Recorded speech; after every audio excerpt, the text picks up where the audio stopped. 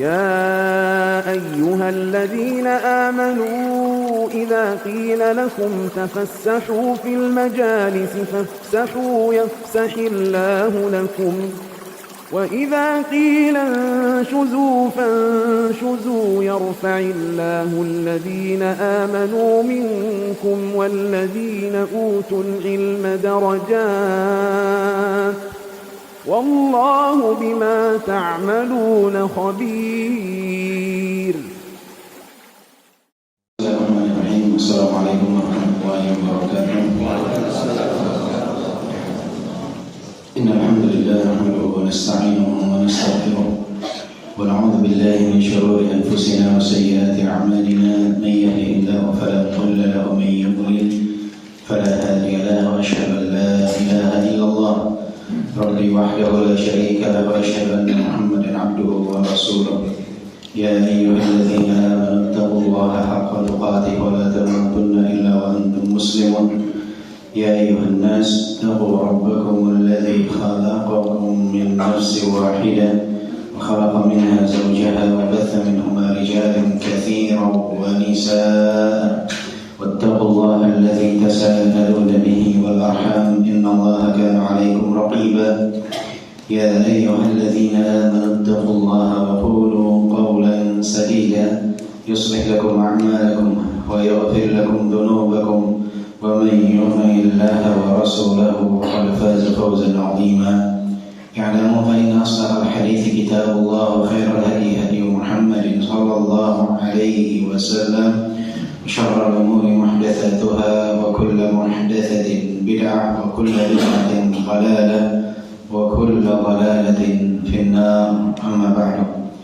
Alhamdulillah, Bapak Ibu yang dimuliakan oleh Allah Subhanahu wa taala, atas segala nikmat dan karunia yang Allah Subhanahu wa taala limpahkan kepada kita, terutama nikmat Islam dan nikmat iman. Alhamdulillah, Allah Subhanahu wa taala pun telah memberikan karunia nikmat kepada kita dan kepada negara kita, kemerdekaan, yang mana hakikat kemerdekaan itu adalah seseorang terbebas dari penghambaan diri kepada selain Allah Subhanahu wa taala.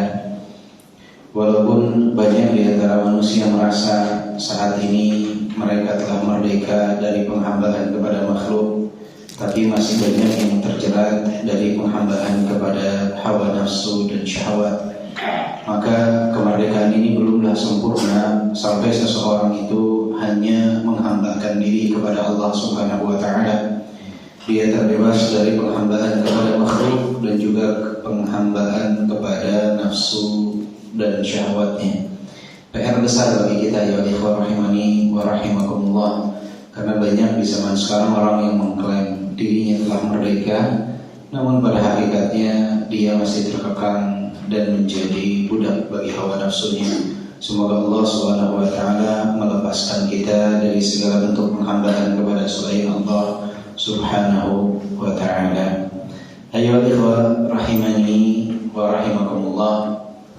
Dan segala nikmat akan tetap berada pada diri kita selama kita mensyukuri nikmat tersebut.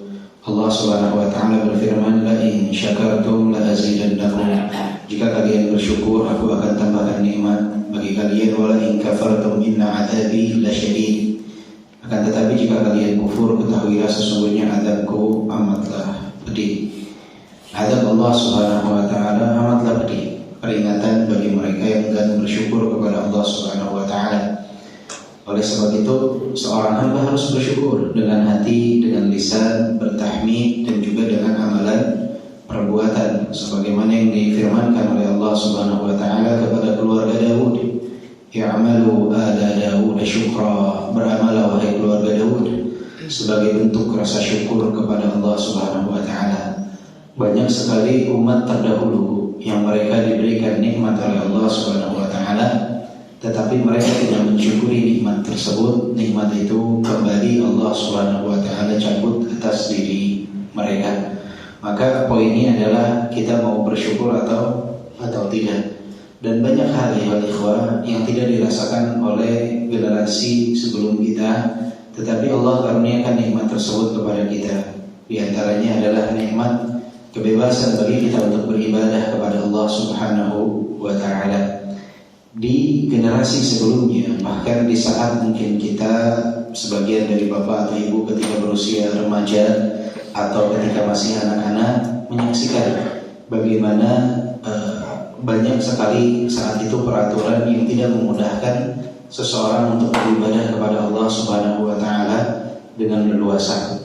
Banyak tempat-tempat pendidikan saat itu yang melarang wanita untuk menggunakan jilbab di tahun 70 atau 80-an. Bahkan seingat saya ketika saya kecil tahun 90-an, wanita yang disebut berkerudung itu adalah mereka yang mengalungkan kain di ujung dari konde yang dia pakai belakang.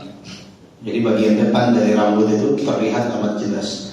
Itu yang digunakan oleh yang namanya Bu Haji, guru ngaji. Seperti itulah jilbabnya. Tidak ditemukan jilbab yang seperti saat ini, Masya Allah, tabarakallah, tersebar. Ini nikmat dari Allah Subhanahu wa taala bagi kita. Jika kita tidak menjaga nikmat tersebut, bukan tidak mungkin nikmat tersebut akan kembali Allah Subhanahu wa taala. Nikmat untuk beribadah kepada Allah. Banyak kaum muslimat yang tidak memanfaatkan nikmat ini untuk berhijab sebagaimana yang ditentukan dalam ketentuan syariat, sehingga waliyadzubillah, semoga Allah jauhkan, semoga nikmat ini tidak Allah Subhanahu wa taala cabut atas diri kita. Dan juga nikmat kita diberikan keleluasaan untuk melaksanakan ta'lim, belajar, ikut kajian. Banyak saudara-saudara kita di tempat-tempat yang lain yang kesulitan untuk ikut dalam kajian. Mau pengajian susah karena keterbatasan tempat, karena keterbatasan pengajar, sehingga mereka kadang-kala harus melakukan perjalanan yang cukup jauh hanya sekedar untuk belajar, hanya sekedar untuk ikut di dalam kajian. Di kajian di setiap hari Rabu di Masjid Ibrahim Khalil itu ada dua orang bapak yang berasal dari Parung Kuda dan Cigombong. Setiap pekan mereka datang ke Bogor untuk ikut ta'lim. Ketika ditanya kenapa, di sana kesulitan untuk ada ta'lim karena keterbatasan komunitas, pemateri dan lain sebagainya. Bayangkan, mereka menempuh perjalanan 1,5 jam sampai 2 jam untuk ikut kajian. Sedangkan kita kadang-kala hanya membutuhkan waktu 2 menit dengan motor kita, masih bermalas-malasan. Ini waktu sekarang nih, apalagi saat dulu ketika kajian masih sangat jarang. Dan nikmat ini kalau tidak dimanfaatkan, bukan tidak mungkin Allah Subhanahu wa taala, waliyadzubillah, semoga kita dijauhkan, bisa saja Allah Subhanahu wa taala kembali mencabut nikmat tersebut atas diri kita. Ya, maka bersyukurlah atas nikmat diberikannya keleluasaan kita untuk ta'lim, untuk belajar, untuk ikut di dalam kajian. Manfaatkan, ikuti kajian, ya. Kemudian juga untuk panitia-panitianya jangan jadi dikomersilkan. Orang sudah mau datang ke tempat kajian itu nikmat yang amat luar biasa. Kalau dikomersilkan, orang bisa berlarian, terutama yang memiliki keterbatasan di dalam dana untuk ikut di dalam kajian. Sudah sulit mengajak orang datang untuk ikut kajian, kemudian ditambahkan standar kemampuan finansial pula untuk bisa masuk dalam kajian tersebut. Ini musibah. Hati-hati, hal tersebut bisa mendatangkan kemurkaan Allah Subhanahu wa taala, karena agama ini diperuntukkan untuk semua manusia dari segala tingkat kemampuan ekonomi. Semuanya mereka berhak untuk mendapatkan ilmu. Bayangkan jika dulu di zaman Rasulullah yang bisa ikut kajian hanya mereka yang membayar dengan nominal tertentu, maka Abu Hurairah radhiyallahu anhu tidak pernah akan mendapatkan ilmu dari Nabi sallallahu alaihi wasallam. Sehingga mungkin jumlah hadis yang diriwayatkan oleh Abu Hurairah tidak akan lebih dari 5.000, karena beliau termasuk sahabat yang memiliki kekurangan. Bayangkan jika standar itu diberlakukan di zaman para sahabat, berapa banyak mereka yang akan terhalang daripada ilmu. Dan jangan pernah mengatakan kan ada kajian versi gratisnya. Gratiskan semua. Nggak ada versi gratis dan versi bayar. Sudah cukup dalam pendidikan formal membutuhkan biaya yang tidak sedikit, karena memang ada biaya-biaya yang harus dikeluarkan. Itu tidak dinafikan, memang diperlukan biaya tersebut. Maka kajian biarkan bersifat gratis. Siapa yang mau datang, ahlan wa sahlan. Siapa yang mau ikut kajian, marhaba. Siapa yang punya dana lebih bisa membantu saudara-saudaranya menyediakan buku, menyediakan konsumsi, tafadhol, silahkan. Biarkan agama ini tersebar sebagaimana seharusnya. Jangan dihalang-halangi dengan dalih untuk A, B, C, D yang kalau dicari semua pasti ada saja alasannya. Kalau mau dicari semua pasti ada saja penyebabnya. Maka tidak perlu mencari alasan, tapi kembalikanlah kepada jalan yang seharusnya, agar Allah tidak mencabut nikmat yang Allah telah karuniakan kepada kita ini. Bapak Ibu yang dimuliakan oleh Allah Subhanahu wa taala, setelah menyelesaikan kitab Hilyah Thalabil Ilm karya Syekh Bakar bin Abdillah Abu Zaid, maka insyaallah kajian kita untuk pekan-pekan berikutnya dari mulai pekan ini akan membahas kitab Fawaidul Fawaid. Kitab Fawaidul Fawaid ini diambil sebetulnya dari kitab Al-Fawaid. Kitab Al-Fawaid karena Ibnu Qayyim Al-Jauziyah, atau yang orang lebih mengenalnya dengan julukan Ibnu Qayyim, dengan sebutan Ibnu Qayyim.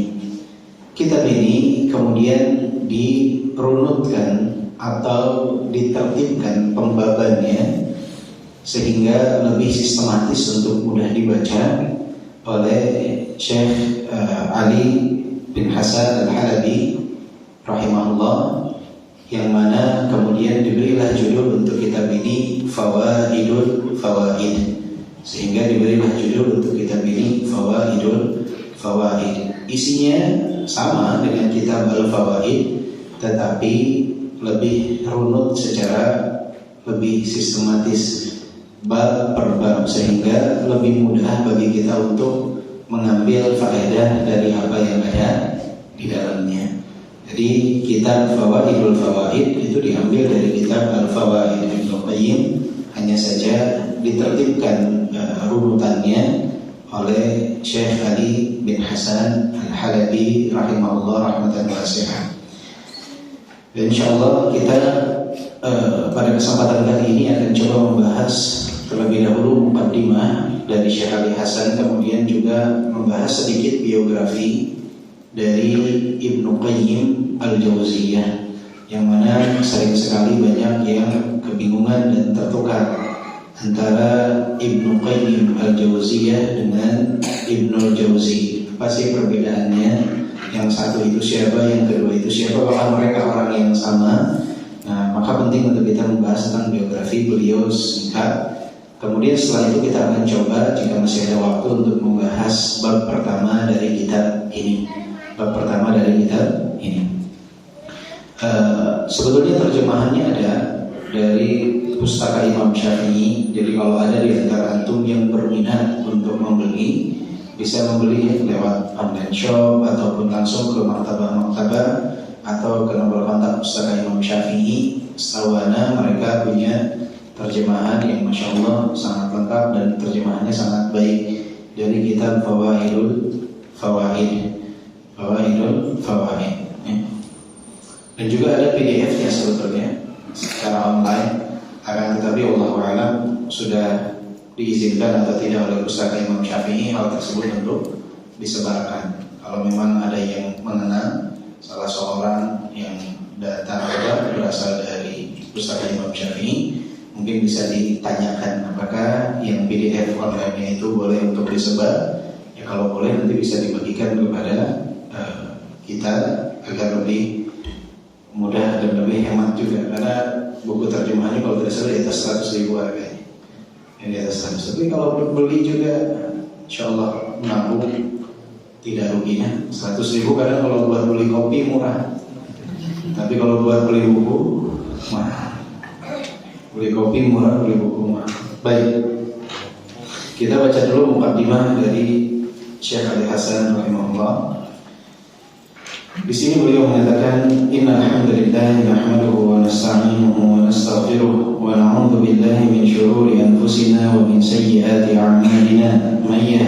له فلا مضل له ومن يضلل فلا هادي له.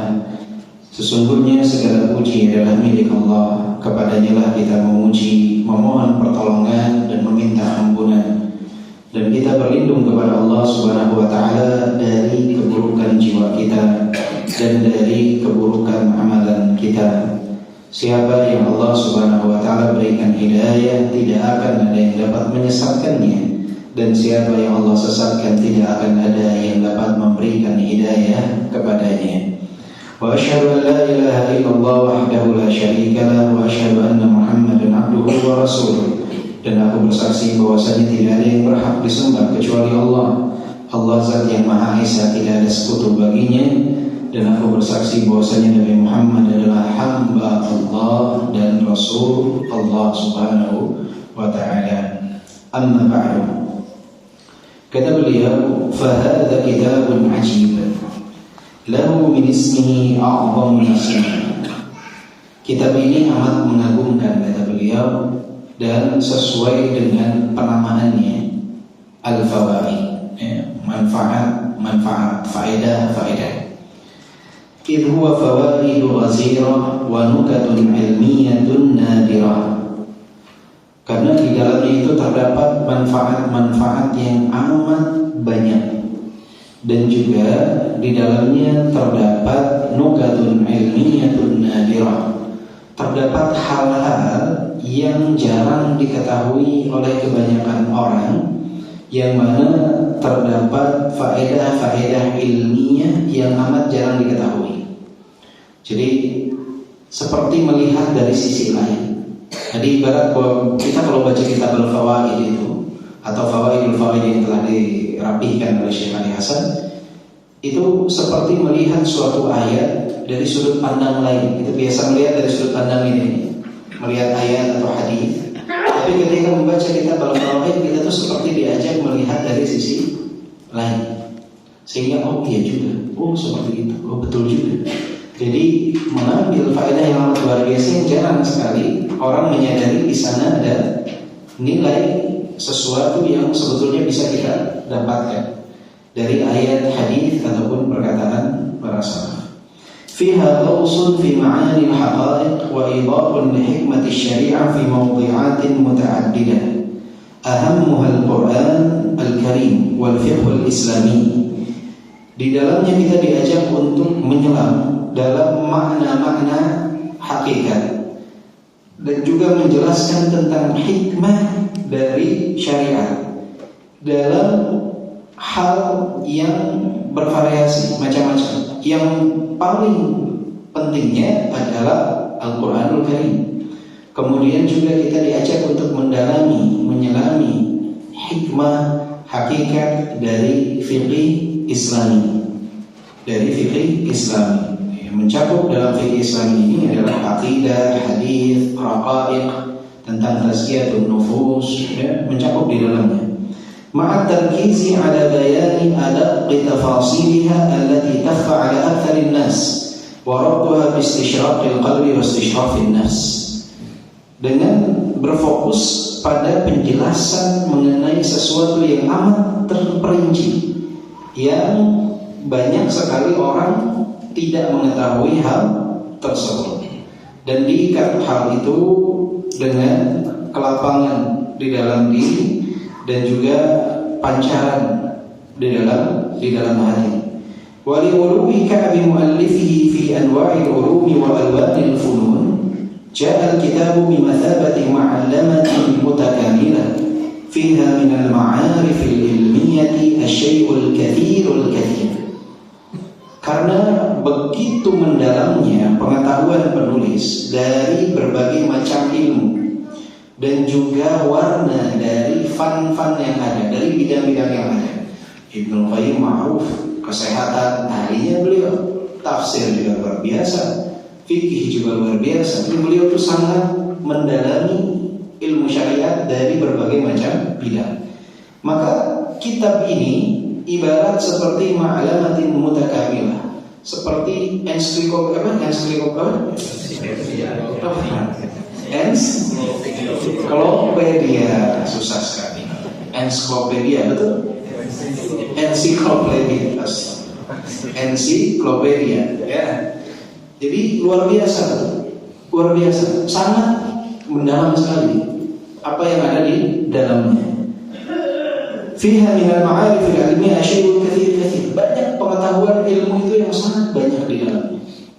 Luar biasa. Anak baca kitab Fawaidul Faid, oh iya, benar juga. Yang sebelumnya tidak pernah terpikir sama sekali ketika kita membaca. Memang kedalaman ilmu dari Ibnu Qayyim, kemampuan bahasa beliau juga, sehingga kita diberikan atau disajikan ilmu yang jarang sekali kita dapatkan ketika membaca kitab-kitab yang lain.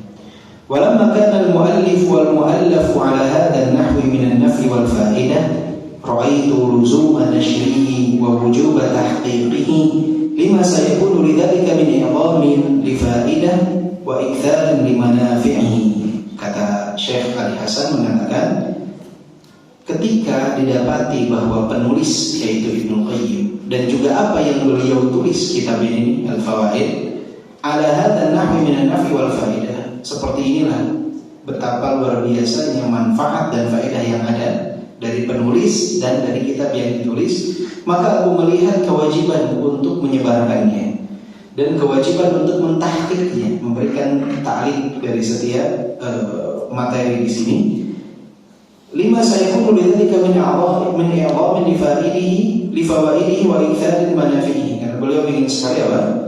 Lebih bermanfaat dan juga lebih banyak manfaatnya untuk manusia. Ingin tersebar ilmu ini. Jadi itulah yang beliau lakukan. Wa hatta yasula 'ala al-qari tanawul al-fa'idah minhu bi yusrin wa suhulatin rattabtuhu 'ala abwab al-'ilmi mubtadi'an bil 'aqidah fa at-tafsir fa al-hadits. Wahakala, kata beliau, oleh sebab itu agar lebih mudah bagi pembaca untuk mengambil faedah-faedah yang ada di dalamnya, maka aku memberikan tertib, mengurutkan faedah-faedah tersebut dalam bentuk bab-bab ilmu, dimulai dari bab akidah, dilanjutkan tafsir, dilanjutkan hadis dan seterusnya. Idil kitab ala suratihi al-asliyah khalid min at-tartib. Karena kitab aslinya, kitab Al-Fawaid itu tidak ada tertib khusus, tidak ada runutan khusus. Ya'suru qatfu ats-thamarati min syajarati fawaidihi ala janiha. Jadi agak sulit untuk orang mengetik faedah dari pohon manfaat yang amat luar biasa. Jadi sepertinya Ibnu Qayyim ketika menulis kitab Al-Fawaid dapat faedah tulis, melihat nih tulis, sehingga tidak ada runutan yang seperti dirunut oleh Syekh Ali Hasan dalam bentuk bab per bab, agar lebih mudah untuk diambil faedahnya. Karena kalau tidak nanti akan loncat, ini dari akidah loncat ke sini, loncat lagi ke sini, balik lagi nanti ke akidah. Maka beliau coba untuk runut. Kayaknya nih yang terbaik kita runut, kata beliau. Akhirnya beliau merunutkan kitab Al-Fawaid ini. فالمأمول من الله سبحانه بلوغ هذا المقصد والوصول إلى هذا الهدف الجيد إنه عز شأنه مجيب من دعاه والملبي من رجاه وآخر دعوانا أن الحمد لله رب العالمين. Allah Subhanahu wa taala beliau berharap semoga memudahkan hal ini, mengijabah doa dan juga mengabulkan apa yang diharapkan. Dan ini ditulis oleh Syekh Ali Hasan Al-Halabi di Yordania di bulan Rabiul Tsani di tahun 1417 Hijriah. Berarti berapa tahun yang lalu? Kurang lebih 30 tahun yang lalu, 29 tahun yang lalu. 29 sampai 30 tahun yang lalu, tahun 93, 94, 95, 96, tahun-tahun segitu ya. Masya Allah, sekarang kita masih membacanya 30 tahun kemudian. Baik, Anda langsung akan loncat ke mukhtasar terjemah al-muallif, biografi ringkas penulis, yaitu Ibnu Qayyim atau Ibnu Qayyim al-Jauziyah. Di sini disebutkan Ibnu Qayyim al-Jauziyah al-Imam al-Jalil Ibnu Qayyim alamun min alami ulama'il kitab was sunnah wa manarun min manaratil haqq fi hadihi isyraqun wa nurun wa rahmah. فلقد حي رضي الله عنه لربه وكتاب ربه وسنة خاتم النبيين حي حياة الصديقين والشهداء يفتح قلبه لنور لأنه لا يحب أن يحيا إلا في النور. Al-Imam Al-Jalil Ibnu Qayyim adalah salah satu daripada ulama Ahlus Sunnah wal Jamaah, ulama Al-Quran dan As-Sunnah, dan beliau adalah mercusuar dari mercusuar kebenaran yang mana nampak di dalam petunjuknya tersebut menunjukkan kepada cahaya dan rahmat, dan beliau hidup untuk Rabbnya dan untuk kitab Rabbnya dan untuk sunnah nabinya. Jadi beliau hidupnya ya berkecimpung dalam itu, tentang firman Allah, kemudian membahas tentang hadis-hadis Nabi. Antara itu ruang lingkup hidupnya. Hayya hayatus siddiqin wasyuhada. Hidupnya itu kehidupan as-siddiqin dan para syuhada. Yaftahu qalbahu lin-nur. Beliau buka hatinya untuk cahaya, yaitu untuk Al-Quran dan As-Sunnah. Li'annahu la yuhibbu an yahya illa fi nur. Beliau tidak ingin hidup kecuali di dalam cahaya. Maka kalau mau hidup di dalam cahaya, buka hati untuk dapat cahaya. Kita kadang ingin hidup bahagia, ingin hidup dalam cahaya, tapi hatinya tidak pernah mau dibuka untuk mendapatkan cahaya tersebut. Aisyah yuhaqqimu tawaghit asy-syirk wa asnam al-wathaniyah wa yudammiru tilka al-khusun allati shayyadatha shahawat at-tugha al-mugha min ahlas ar-rimam wa radat al-ithmi fi radghati al-mawakhir. Beliau itu hidupnya itu menghancurkan taghut-taghut kesyirikan dan berhala-berhala yang disembah.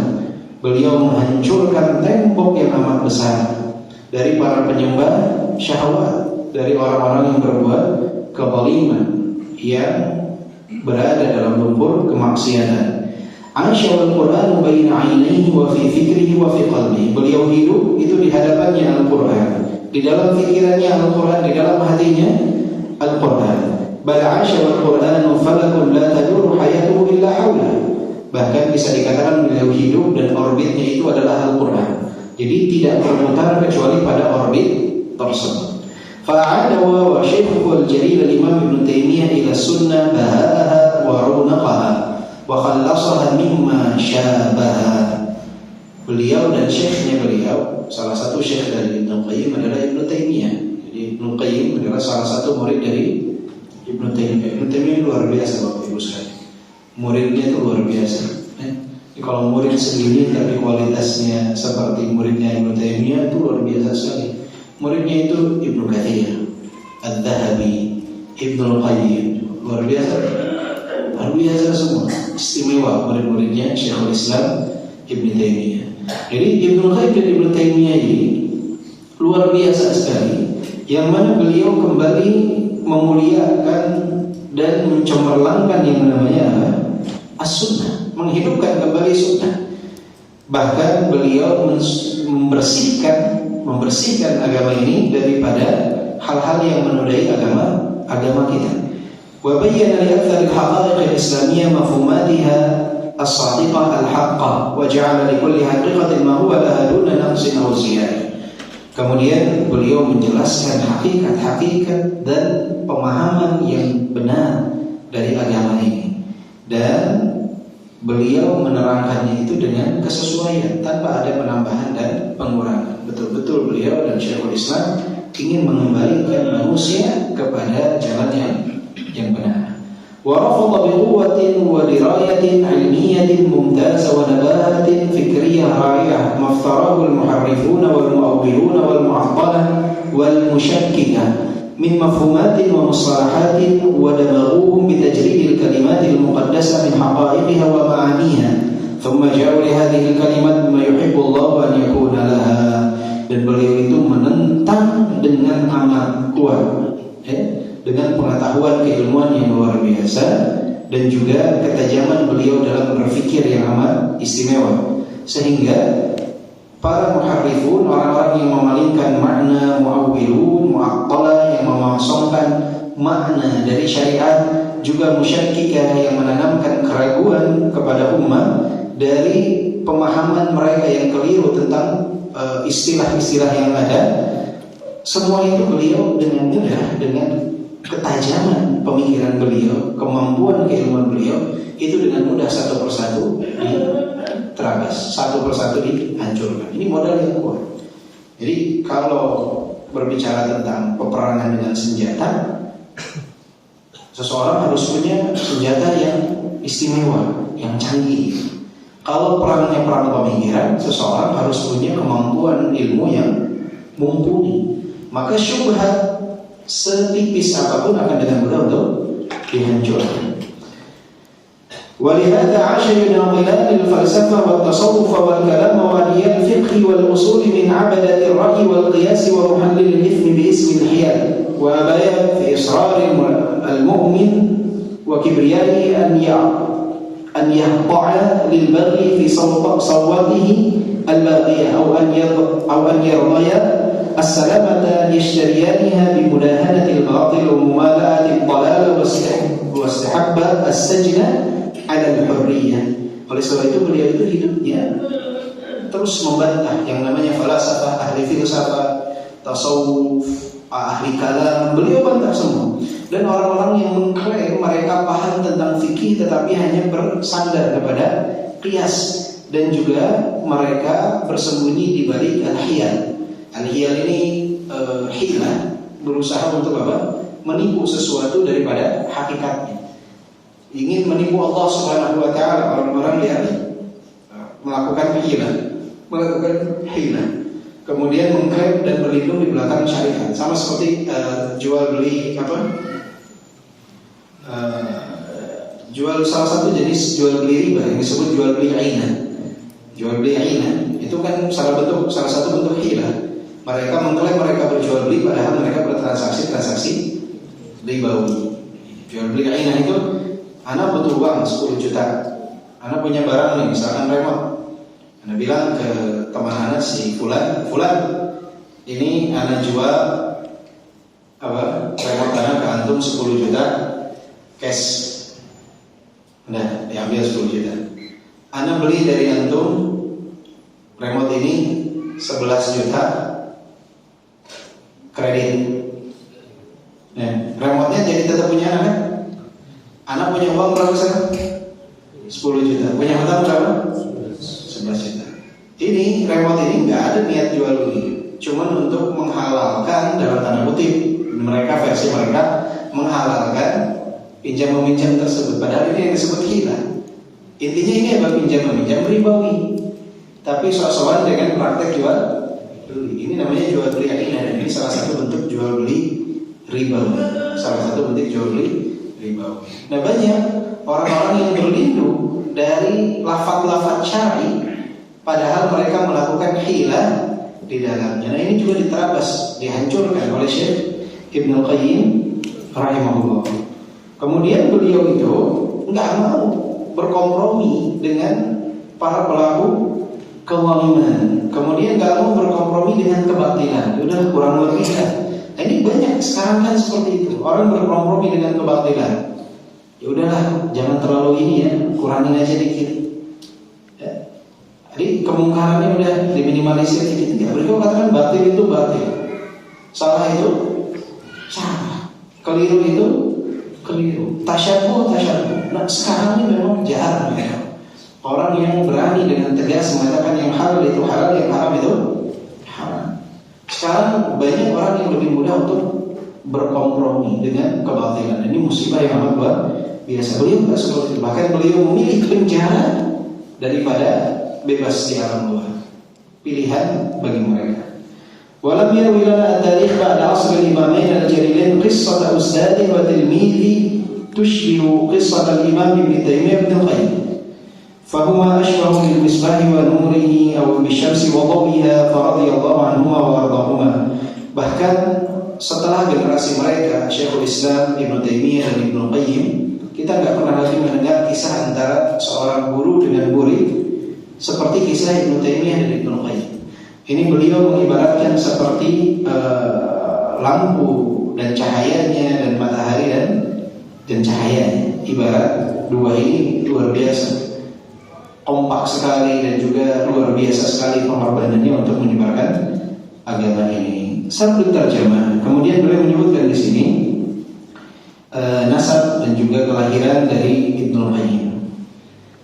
Ibnul Qayyim ini nama beliau adalah Muhammad ibni Abi Bakar ibni Sa'ad ibni Hariz az-Zur'i thumma Dimashqi al-mulaqab bi Syamsuddin al-mukanna bi Abi Abdillah wal ma'ruf bi Ibnul Qayyim al-Jauziyah bi Ibnul Qayyim al-Jauziyah wal Jauziyah madrasatun kana abuhu qayyiman 'alaiha.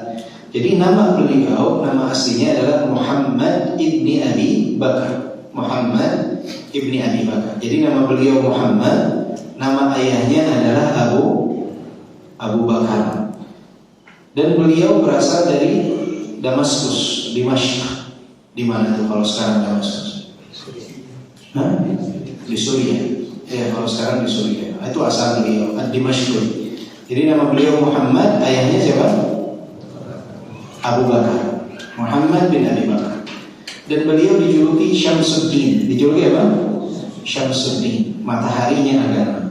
Dijuluki Syamsuddin. Kunyahnya adalah Abu Abdillah. Kunyahnya adalah Abu Abdillah. Jadi Abu Abdillah Muhammad bin Abi Bakar ad-Dimashqi. Lantas kenapa beliau disebutnya Ibnul Qayyim itu dari mana? Jadi ada kaitan dengan Ibnul Jauzi. Itu Ibnul Qayyim, namanya adalah Muhammad bin Abi Bakar, Abu Abdillah Muhammad bin Abi Bakar ad-Dimashqi. Baik, beliau ini lahir tahun 691 Hijriah. 691 Hijriah di tanggal 7 Safar tahun 691 Hijriah. Sedangkan Ibnul Jauzi kunyahnya adalah Abu Abdurrahman. Abul Faraj Abdurrahman bin Ali. Abul Faraj Abdurrahman bin Ali al-Jauzi. Jadi kalau Ibnul Jauzi adalah Abul Faraj Abdurrahman bin Ali. Abul Faraj Abdurrahman bin Ali al-Jauzi. Ini asalnya dari Irak. Asalnya dari mana? Dari mana? Irak. Beliau lahir tahun 510 Hijriah dan wafatnya tahun 597 Hijriah. Jadi kurang lebih setelah Ibnul Jauzi wafat, hampir 100 tahun kemudian barulah Ibnul Qayyim lahir. Jadi Ibnul Jauzi wafat tahun 597 Hijriah, tahun 691 Hijriah barulah Ibnul Qayyim lahir. Oh, ada kemiripan namanya Jauziyah, itu apa maksudnya? Al-Jauzi ini berasal, Ibnul Jauzi berasal dari Irak. Beliau punya sibt ini cucu dari anak perempuan yang mendirikan sekolah bernama Sekolah Al-Jauziyah, Madrasatul Jauziyah. Kemudian sekolah ini dipimpin oleh Abu Bakar, ayah dari Ibnu Qayyim. Saat itu pemimpin kepala sekolah, kalau sekarang disebutnya mudir, kalau dulu disebutnya Qayyim. Qayyim artinya yang mengelola sekolah itu disebutnya Qayyim. Qayyimul Jauziyah. Jadi Abu Bakar ini disebut Qayyimul Jauziyah. Mudirnya, kepalanya sekolah Al-Jauziyah. Yang katanya Ibnul Jauzi, Abul Faraj Ibnul Jauzi, Abdurrahman bin Ali punya cucu mendirikan sekolah namanya Al-Jauziyah. Sekolah ini dikepalai oleh Abu Bakar, ayah dari Ibnu Qayyim. Abu Bakar ini dijuluki Qayyimul Jauziyah. Qayyimul Jauziyah artinya beliau yang mengelola, kepala dari Madrasah Al-Jauziyah, Qayyimul Jauziyah. Maka anaknya disebut, anaknya siapa namanya? Muhammad bin Abu Bakar, disebut Ibnu Qayyim Al-Jauziyah, anaknya kepala sekolah Al-Jauziyah, Ibnu Qayyim Al-Jauziyah. Disingkat jadi Ibnul Qayyim. Disingkat jadi Ibnul Qayyim. Pusing dong? Enggak ya? Anak ulangi, enggak, biar tahu bedanya Ibnul Jauzi dengan Ibnul Qayyim. Karena banyak yang sering ketukar. Ya. Jadi biar paham. Ibnul Jauzi itu berasal dari Irak. Beliau imam ahli tafsir luar biasa. Dikenal dengan Abul Faraj Al-Jauzi. Atau disingkat Ibnul Jauzi. Beliau wafat tahun 597 Hijriah. Baik. Beliau kan punya keturunan nih, Ibnul Jauzi punya keturunan. Cucunya beliau Sibt itu cucu dari anak perempuan. Kayak Hasan dan Husain itu sibtnya Rasulullah, bukan hafid. Kalau hafid itu cucu dari anak laki-laki. Kalau dalam bahasa Arab cucu dari anak perempuan sebutnya sibt. Cucunya ini mendirikan sekolah. Karena kakeknya dikenal Ibnul Jauzi, maka dia mendirikan sekolah namanya Al-Jauziyah. Karena mana Al-Jauziyah madrasah itu kan mana tentunya Al-Jauziyah. Yang megang sekolahnya, yang mengelola sekolahnya Abu Bakar Ad-Dimashqi. Abu Bakar ini akhirnya dikenal dengan Qayyimul Jauziyah, yang mengelola madrasah Al-Jauziyah. Punya anak namanya Muhammad. Akhirnya Muhammad ini orang mengenalnya bukan Muhammad bin Abi Bakar. Orang lebih kenalnya Ibnu Qayyim Al-Jauziyah, anak dari kepala sekolah madrasah Al-Jauziyah. Makanya sering disebutnya Ibnu Qayyim Al-Jauziyah walaupun namanya Muhammad bin Abi Bakar. Disingkatlah biar lebih mudah penyebutannya, tidak Ibnu Qayyim Al-Jauziyah tapi Ibnul Qayyim. Apakah ada hubungan darah? Tidak ada. Karena kalau Ibnu Qayyim ini asal usulnya dari Suriah, kalau Ibnul Jauzi dari mana? Dari Irak. Ya. Dan setelah wafatnya Ibnul Jauzi baru hampir 100 tahun kemudian barulah lahir Ibnu Qayyim Al-Jauziyah. Jadi kalau mau disebut Ibnu Qayyim Al-Jauziyah lengkap, Qayyimnya nggak pakai alif lam. Tidak Ibnu Qayyim Al-Jauziyah, tapi Ibnu Qayyim Al-Jauziyah. Tapi kalau mau pakai alif lam ta'rif Qayyimnya, maka langsung Ibnu Qayyim. Tapi kalau mau disebut lengkap, tidak pakai Ibnu Qayyim, tapi Ibnu Qayyim Al-Jauziyah. Jelas bedanya sekarang? Jadi ini karangan siapa? Ibnu Jauzi. Beda Ibnu Jauzi dengan Ibnu Qayyim Al-Jauziyah. Ya, walaupun ini kok namanya sama. Oh iya, kita tahu tuh berarti cucunya Ibnu Jauzi mendirikan sekolah namanya Al-Jauziyah. Bapaknya Ibnu Qayyim yang menjadi pengelolanya, kepala sekolahnya bahasa kidanya. Makanya disebut anaknya ini Ibnu Qayyim Al-Jauziyah. Jelas ya? Masih pusing?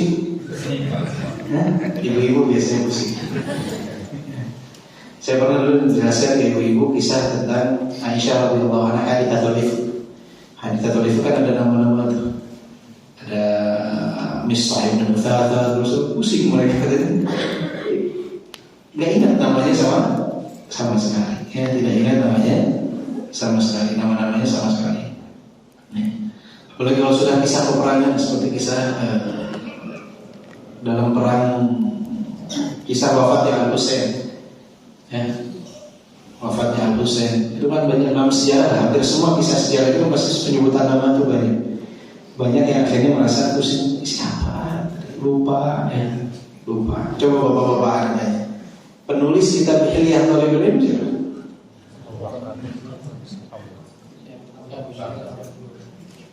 Terus setahun lebih kita bahas kitab.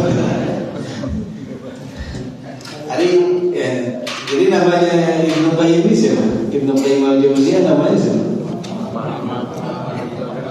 Muhammad bin Abi Bakar. Kalau Ibnu Jauzi Abul Faraj, namanya Abdurrahman bin Ali Al-Jauzi.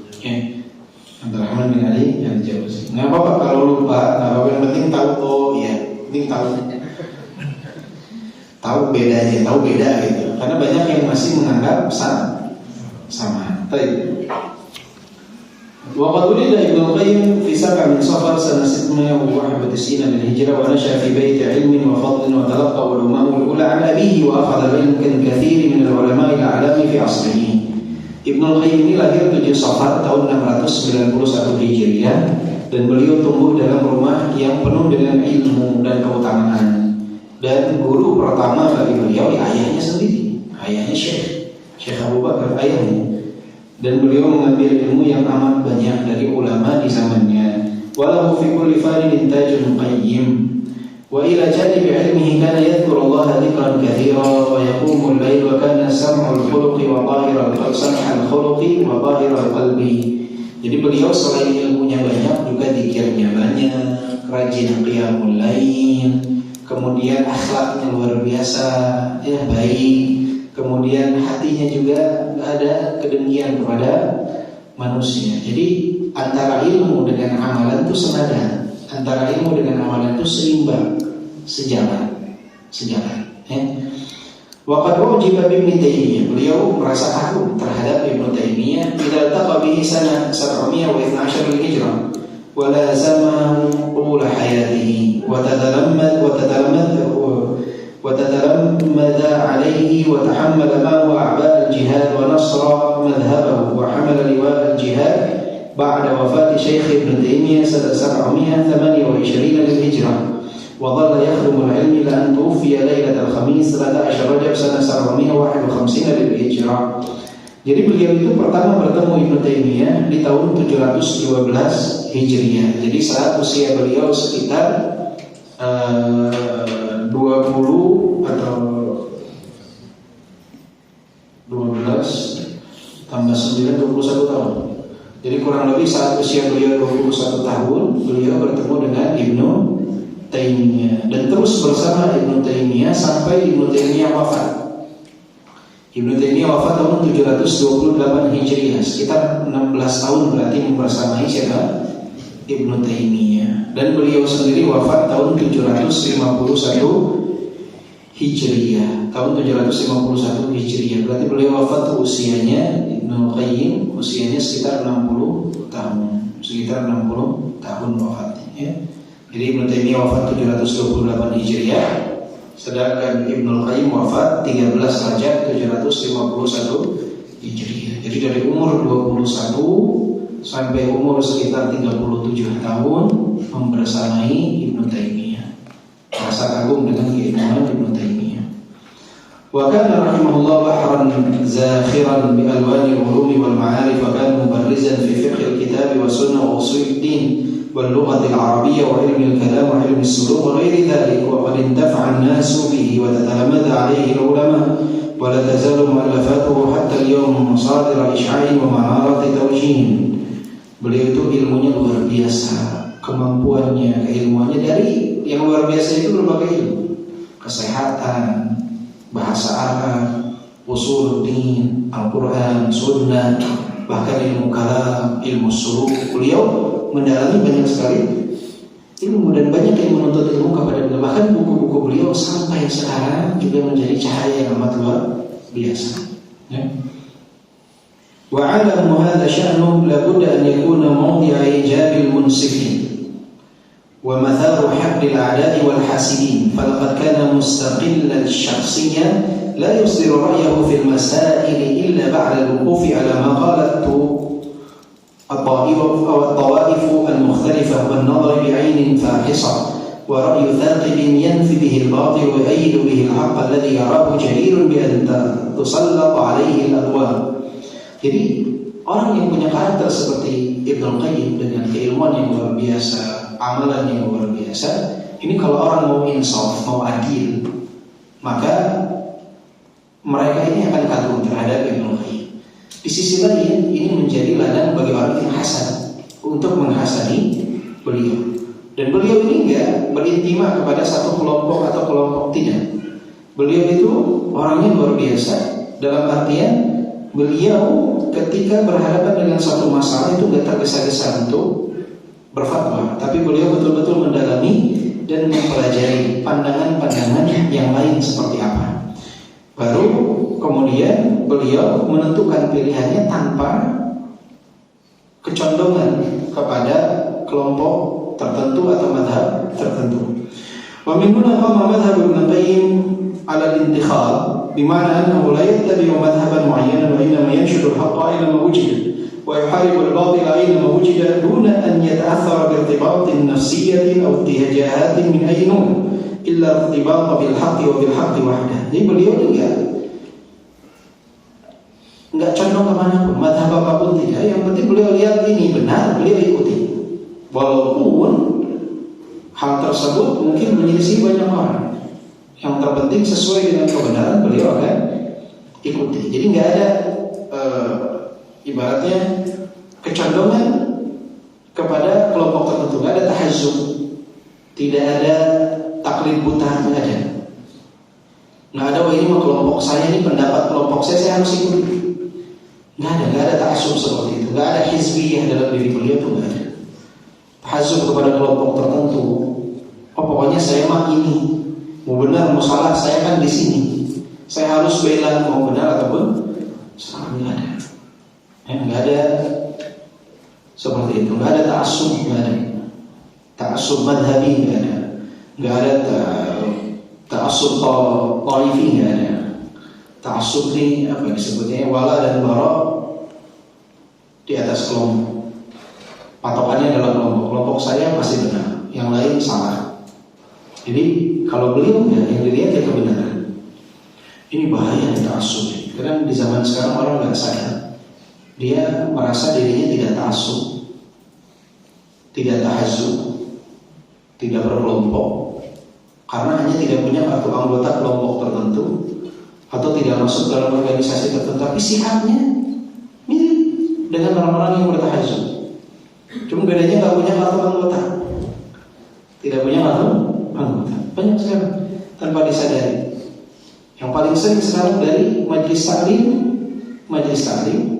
atau panitia kajian, tahazzub. Panitia kajian A dan majelis taklim A nggak mau hadir di kajian yang bukan majelis taklimnya, atau yang panitia kajiannya bukan mereka. Jadi masing-masing sudah seperti berlomba-lomba, seperti kelompok. Bahkan tidak mau men-share kajian yang bukan majelis taklim dia, tidak mau men-share kajian yang bukan diadakan oleh panitia kajian kelompok dia. Ini nggak boleh seperti ini, berkelompok-kelompok seperti ini. Hal tersebut itu diadakan untuk memudahkan dakwah, bukan jadi penghalang bagi dakwah. Silahkan buat majelis taklim, kelompok kajian, tapi harus saling bersinergi, saling tolong menolong, bukan malah jadi ta'assub terhadap kelompoknya. Oh di sana bikin kajian, dan saya juga bikin hari ini. Saya mengundang ini saja biar lebih ramai di saya daripada di sana. Kolaborasi, nggak usah harus ta'assub seperti itu. Ini dapat memecah belah dakwah, yang seperti ini dapat memecah belah dakwah. Udah mah sedikit tambah sedikit, jangan. وذلك الاتجاه يتمشى مع إصراره على محاربة التقليد الأعمى والحرص على دعم اتجاهاته وآرائه بالكتاب والسنة ومحاربة التأويل المستجيب للأهواء. Jadi beliau itu memerangi sekali taklid buta. Itu beliau selalu menjelaskan tentang ilmu, nggak mau membawa orang itu untuk taklid buta, hanya mengikuti hawa nafsu saja. ومن هنا التقى مع السلف في ترك التأويل وإجراء ظواهر النصوص على مواردها وتفويض معانيها إلى الله تعالى. Ini beliau sama senada dengan apa yang diyakini akidah para salafus saleh dari golongan sahabat, tabi'in atau tabi'in, yang mana mereka tidak main mentakwil dalil, tetapi memahami sebagaimana yang seharusnya mereka fahami dan menyerahkan maknanya, hakikatnya kepada Allah Subhanahu wa ta'ala. وقد كان يستهدف إخراج المسلمين من خلافاتهم وتضارب بآرائهم، وخصوصا أن هذه الخلافات غريبة على المشتغلين بدين الله، وأن روح الإسلام تأباها ولا تسمع بها، وأن الأوضاع العامة للمجتمع الإسلامي آنذاك كانت غاية في السوء من النواحي السياسية والاجتماعية والعلمية، ومن شأن هذه الخلافات أن تزيد الطين بالله وأن تشغل المسلمين عن مقاومة أعدائهم الذين تكالبوا عليهم في العصور الوسطى.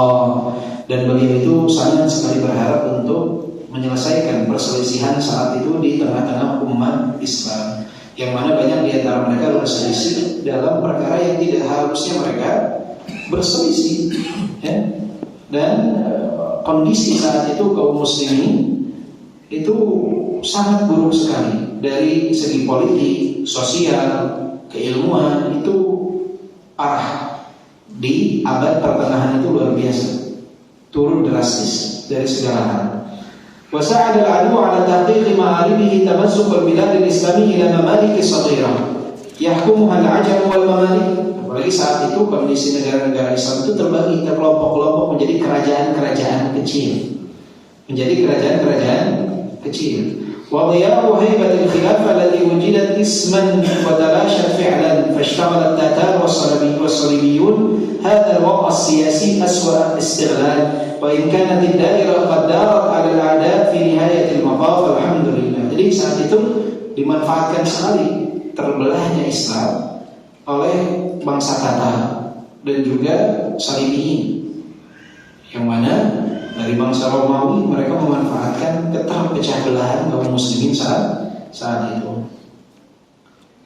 ولم تكن الناحية الاجتماعية أقل سوءا من الناحية السياسية فقد كان الناس يعيشون في رعب وفزع وخوف من سوء المصير وخيم الفقر وابتلي الناس بالجوع والغلاء مع نقص في الأموال والثمرات وانطلق اللصوص ينهبون ويسلبون واستعان الأمراء بهؤلاء اللصوص على تحقيق مآربهم وظهر الفساد في المتاجر وفي كل نواحي الحياة. Dari segi sosial juga sama, manusia diliputi dengan kelaparan yang luar biasa, penuh ketakutan, perampokan di mana-mana, perampasan di mana-mana, harga melambung tinggi. Itu zaman dulu harga tinggi itu bukan di zaman sekarang aja. Antum bilang dulu mah murah, dulu jauh lebih murah. Jadi semakin kesini akan semakin naik, akan semakin naik. Jadi dari dulu yang namanya mahalnya harga ada, di zaman beliau pun ada. Jadi dari segi politik kacau, dari segi sosial pun di zaman beliau kacau. Wajuhu kahada la yumkinu min talab al-ilm bal innahu yasrifu al-adhan an nur al-ma'rifah wa dhalika huwa alladhi waqa'a fi dunya an-nas 'ina idin wa lidhalika ashu 'alatan 'ala as-sabiqin yuqallidunahum taqlidan a'ma wa yajmuduna 'ala tarassum khutuwatihim wa lidhalika khamadat al-qara'ih wa 'ajazat 'an al-ibtikar wal ijtihad wat tajdid wa la yanqudu hadha wujud ba'd afrad kana lahum ila hadd ma yudhkaru fayushkar. Jadi dari segi politik hancur, dari segi sosial hancur, dan ini efeknya ke ilmu. Orang boro-boro mau menuntut ilmu karena kondisi tidak memungkinkan. Akhirnya banyak yang taklid buta kepada para pendahulu mereka. Akhirnya nggak ada yang namanya mujaddid, yang namanya ijtihad, jarang sekali. Ada satu dua yang dapat disyukuri, ya seperti munculnya Ibnu Taimiyah, muncullah Ibnu Qayyim. Ada satu dua, tapi secara umum kondisi saat itu memprihatinkan dari generasi-generasi sebelumnya. Fi hadzal jaw dhahara Ibnu Qayyim dhuhur al-ghayur ala ummatihi al-muhtam bihadiriha al-ba'ith ala khairi masir laha fi mustaqbaliha. Muncullah dalam kondisi seperti ini Ibnu Qayyim yang punya kepekaan kepada siapa? Kepada umatnya. Beliau sangat peduli terhadap kondisi yang ada dan berharap untuk mengarahkan kepada masa depan yang lebih baik. Ar-raghibu fi inhadhiha min kabwatiha wa iqalatiha min atharatiha wa ikhrajiha min dhulumatil khilafah. Jadi beliau ingin sekali membangkitkan keterpurukan dan meluruskan dari kekeliruan yang ada di tengah-tengah umat dan mengeluarkannya dari khilaf-khilaf yang ada. والعود بها إلى طريق النور الذي سلكه سلفنا الصالح ووصلوا في نهايته إلى أقرب الغايات في ضوء هذا الدين القويم وبتوجيهات القرآن الكريم. Makanya beliau ingin mengembalikan kepada cahaya para salafus saleh, ya, untuk mengembalikan kaum muslimin kepada agamanya. والأصول التي تعمل عليها ابن القيم في استنباط أحكامه هي الكتاب والسنة والإجماع بشرط عدم العلم بالمخالف وفتوى الصحابي لم يخالفه أحد من الصحابة فإن اختلفوا توقف المختار ثم فتاوى التابعين ثم فتاوى تابعين وهكذا والقياس والاستصحاب والمصلحة وسد الذرائع والعرف. Jadi beliau dalam usul patokan beliau itu dalam mengambil istinbat hukum pertama kepada Al-Quran, baru kepada As-Sunnah, kemudian kepada Ijma' selama tidak ada perselisihan di dalamnya, kemudian kepada fatwa sahabat yang tidak ada dari golongan sahabat yang menyelisihi fatwa tersebut. Jadi kalau fatwanya sahabat itu bisa jadi hujjah selama tidak ada sahabat lain yang punya pendapat yang berbeda. Kemudian kalau ada perbedaan di kalangan sahabat, beliau tawakuf, beliau tidak memilah di antara dua, kemudian kepada fatwanya para tabi'in dan atba'ut tabi'in, kemudian baru kepada qiyas, kemudian baru berpegang kepada al-istishab, berpegang kepada hukum sebelumnya, kemudian dilihat maslahah juga, kemudian siddud dhara'i. Siddud dhara'i ini kalau bisa dibilang pencegahan, tindakan preventif lah. Itu juga jadi patokan beliau dalam ilmu usul. Baru kemudian juga kepada urf, apa yang biasa atau urf di satu daerah itu seperti apa. Ini tuh urutannya: Al-Quran, Sunnah, Ijma', perkataan sahabat, perkataan tabi'in, perkataan atba'ut tabi'in. Nggak ada baru berkias. Ya. Kemudian hukum sebelumnya, kemudian maslahatnya bagaimana, mana yang lebih maslahat, atau ini tindakan preventifnya seperti ini, kemudian baru kepada urf. Jadi runutannya luar biasa. Wa amma binisbati ila tariqatihi fil bahth faqad kana ya'tabiru awwalan 'ala an-nusus yastanbitu minha al-ahkam wa yukthiru min al-adillati 'ala al-mas'alati al-wahidah wa ya'ridu ara'a as-sabiqin yakhtaru minha ma yu'ayyiduhu ad-dalil wa qad yubayyinu wajhata kulli faqihin fi ma dhahaba ilayhi wa ya'ridu adillata al-mukhalifin wa yunaffiduha wa yasta'inu bil ahadith 'ala bayani ma'na al-ayah wa huwa fi kulli hadha la yata'assab bi madhhabin mu'ayyan bal yajtahidu wa yad'u ila al-ijtihad wa yu'milu fikrahu wa la yadakhiru fi dhalika wus'an wa yanshurul haqqa aina ma kan. Itu juga dalam pencarian beliau dalam ilmu bahats, beliau patokan utamanya kepada nas dari Al-Quran dan As-Sunnah, mengeluarkan hukum. Kemudian ketika ada perbedaan pandangan, beliau berusaha untuk melihat pandangan dari pendapat A seperti apa, kemudian beliau berusaha untuk membantah kenapa pendapat ini tidak bisa dijadikan rujukan karena dalil ini begini, dalil ini begini. Jadi Masya Allah, tabarakallah, dan beliau ini tidak ta'assub terhadap madhab tertentu. Jadi selama benar dari madhab apapun, pendapatnya akan beliau ambil, tidak ta'assub madhab ini. وقد كان ابن القيم يرجو من وراء ذلك كله أن يقضي على اختلاف المسلمين الذي قادهم إلى الضعف والتفكك وأن يجمعهم على الاقتداء بالسلف في أمر العقائد لأنه رأى أن مذهب السلف أسلم مذهب وكان يرجو أن يقود المسلمين إلى تحرر الفكر ونبذ التقليد وإبطال حيل المتلاعبين بالدين وأن يكون الفهم المشرق الكامل لروح الشريعة الإسلامية السمحة هو النبراس وهو الموجه الحقيقي في كل المواقف. Jadi beliau itu juga sangat ingin menyatukan kaum muslimin dari khilafat yang terjadi, karena yang namanya perpecahan itu hanya akan membuat kelemahan. Dan juga beliau menginginkan kaum muslim itu bersatu dalam perkara akidah, mengikuti madhab para salafus saleh dari golongan sahabat, tabi'in dan atba'ut tabi'in, karena itulah yang terbaik, dan ingin menjauhkan dari taklid buta dan dari orang-orang yang bermain atas nama agama. Banyak untuk memenuhi apa yang dia inginkan dari perkara dunia, mereka bermain atas nama agama. Banyak di zaman kita juga mereka bermain dengan agama. Jadi memanfaatkan agama untuk kepentingan duniawi. Banyak ya, memanfaatkan agama untuk kepentingan duniawi. توفي وقت عشاء آخر ليلة الخميس 13 رجب سنة 751 للهجرة وصلي عليه من الغد بالجامع قيب الظهر ثم بجاب جراح ودفن بمقبرة الباب الصغير وشيعه خلق كثير. Beliau wafat di waktu Isya di akhir waktu malam hari Kamis tanggal 13 Rajab tahun 751 Hijriah, disalatkan di Jami' Aqib Al-Zuhur, kemudian di Jami' Jarrah, dan dimakamkan di Maqbaratul Bab Shaghir. Dan yang memakamkan beliau saat itu amat sangat banyak. Buruiyat lahu manamatun katsirah hasanah, dan beliau sempat bermimpi yang baik sebelum wafatnya. Wa kana qad ra'a qabla mauti bi maddati asy-syekh Taqiyuddin rahimahullah fi an-nawm wa sar'a manzilatihi fa ashara ila uruha fawqa ba'd al-akabir thumma qala lahu anta kidta talhaqu bina walakin anta al-ana fi tabaqati Ibn Khuzaimah. Jadi beliau sempat bertemu dalam mimpi sebelum wafat dengan Ibnu Taimiyah. Kemudian bertanya kepada Ibnu Taimiyah rahimahullah, di mana kedudukannya sekarang? Maka Ibnu Taimiyah mengatakan, kedudukanku berada di tempat yang tinggi dan kau akan menyusulku. Sekarang kau berada dalam tabaqah Ibnu Khuzaimah. Itu mimpi yang beliau lihat sebelum tidur, ya. Tapi mimpi ini bukan satu kepastian. Tapi ini alamatul khair, tanda kebaikan, tapi bukan kepastian. Fatil kalamatu khatifatun an hadzal alim al-jalil wal muslih al-kabir nuqaddimuha fi ijmal najib shay'an min tafasilihi al-ukhra bayna tayyat hadzal kitab.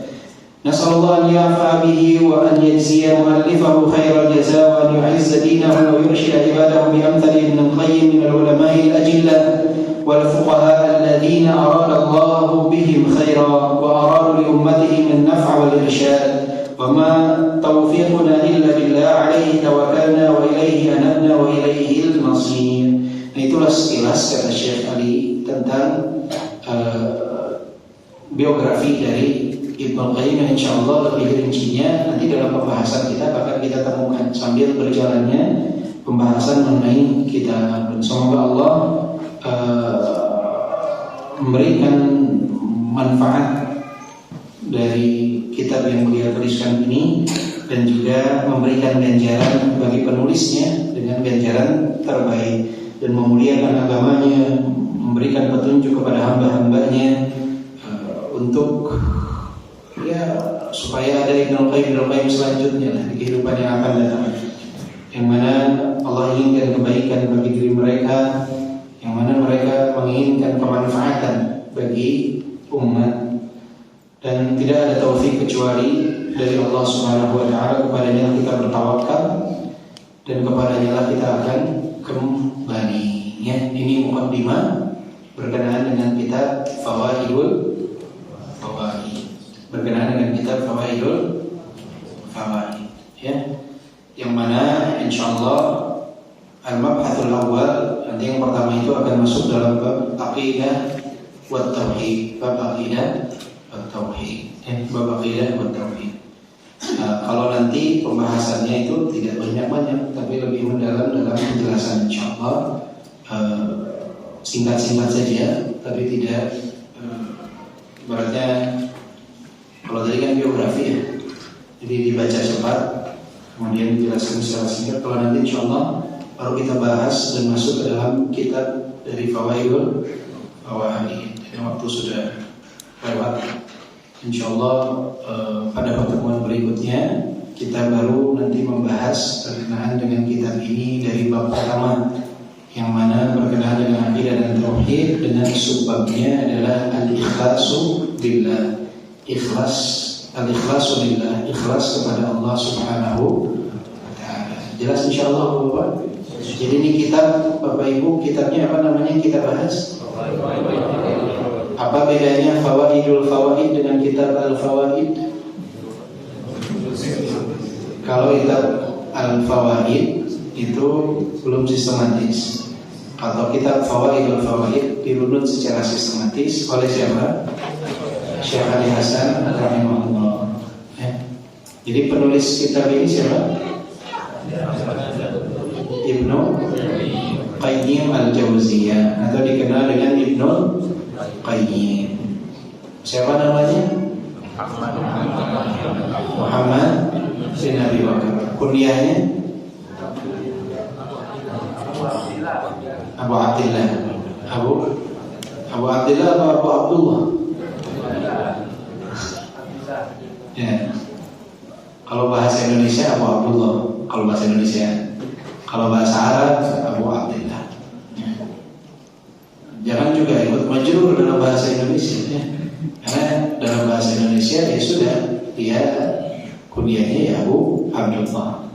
Tapi kalau dalam bahasa Indonesia, bahasa Arab baru Abu Abdillah. Jadi dalam bahasa Indonesia banyak kita sering ikut majrur seperti bahasa Arab padahal sudah diterjemahkan ke dalam bahasa Indonesia. Contohnya kita kalau baca bahasa Arab kan min Rasulillah, dari Rasulullah. Tapi kadang kalau diterjemahin ke bahasa Indonesia ikut juga majrur ya. Dari Rasulillah. Padahal harusnya kalau secara bahasa Indonesia kita nyebutnya apa? Dari Rasulullah. Kalau dalam bahasa Arabnya betul min Rasulillah ikut majrur. Baik, insyaallah semoga dalam pertemuan berikutnya Allah berikan kemudahan kelancarannya. Berapa lama kurang lebih kitab ini akan selesai untuk dibahas?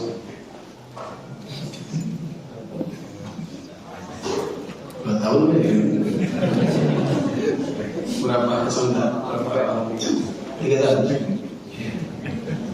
Ini tuh Bapak Ibu ada, kalau bahasa Arabnya ya, bahasa Arabnya ini ada dari halaman 21 sampai 428, berarti 400 halaman. 400 halaman ini kalau satu pertemuannya 3 halaman, 100 fotonya 2 tahun 3 tahunan ya, 2 tahun lebih. Semoga Allah mudahkan. Yang terpenting sih sedikit juga nggak apa-apa kita bahas. Yang penting amalannya, bukan banyak-banyakan. Beres kitab ini, tapi lupa semua kan, nggak diamalkan semua buat apa? Yang terpenting kita amalkan. Bukannya kemarin Hilyah juga tebal, Hilyah itu tebal syarahnya.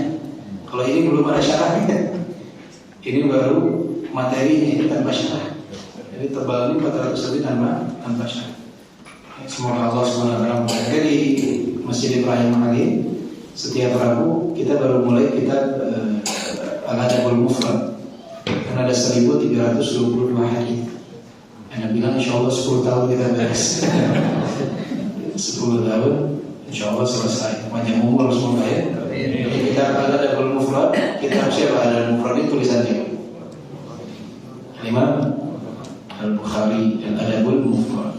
Beda dengan Sahih Al-Bukhari, beda ya. Jadi kitab beliau yang paling dikenal Sahih Al-Bukhari, ada kitab tentang adab khusus namanya Al-Adabul Mufrad. Di Sahih Al-Bukhari ada kitab adab ada, tetapi Adabul Mufrad itu lebih luas lagi. Beliau membahas tentang hadisnya lebih banyak dan juga babnya lebih banyak ya. Soal itu juga sama, baru mulai Al-Adabul Mufrad di sana, di sini Fawaidul Fawaid ya, Fawaidul Fawaid. Semoga Allah mudahkan. Subhanakallahumma bihamdika asyhadu an la ilaha illa anta astaghfiruka wa atubu ilaik. Walhamdulillahirabbil alamin. Assalamualaikum warahmatullahi wabarakatuh.